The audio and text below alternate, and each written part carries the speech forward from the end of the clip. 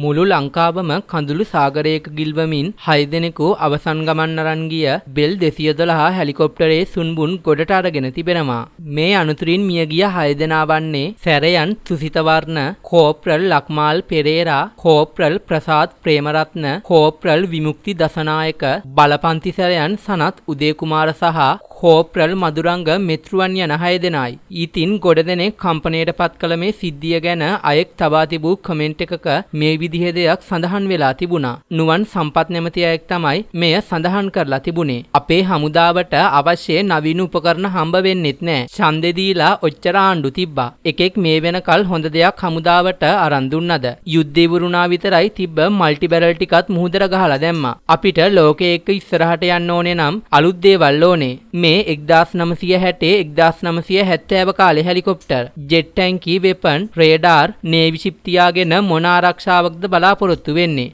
ඔව්, අපිට ගහන්න කවුරුත් නැතුව ඇති. ඒත් අපි අලුත් දේවල් ගන්න පුළුවන් ආකාරයට මේ රට සංවර්ධනය කරන්න ඕන.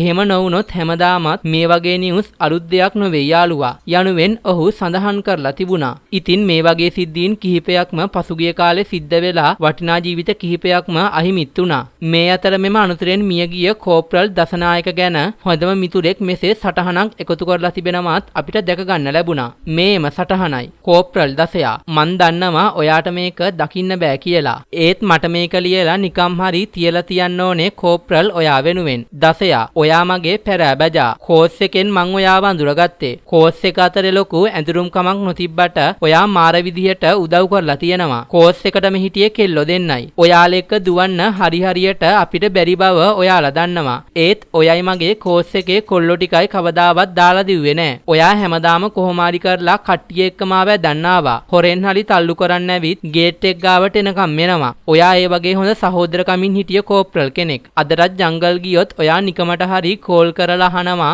මෑම් ආවද? මොනවා හරි තිබුණොත් කතා කරන්න කියලා. ට්‍රේනින් ස්කූල් එකට ආවම දැක්කේ ඔයා හොඳ දක්ෂ උපදේශකෙක් කියලා කෝප්‍රල්. ඒ තිබුණු ගරුත්වයට සහෝදරකමට උඩින්ම ගරු කරනවා. හරිම දුකයි කෝප්‍රල්. යන තැනක එදා වගේම hina වෙලාම ඉන්න. හිතන්න එපා මෑම්, දවස් ටික ගෙවිලා යනවා. කියා දිව්වා වගේම අපි ආයෙමත් හම්බ වෙන්නේ නැති වෙයි. නිවන් සුව කෝප්‍රල් ඔයාට යනුවෙන් ඔහු සඳහන් කරලා තිබුණා. මේ ගැන ඔබගේ අදහසත් පහතින් කමෙන්ට් කරන් යන්නත් අමතක කරන්න එපා.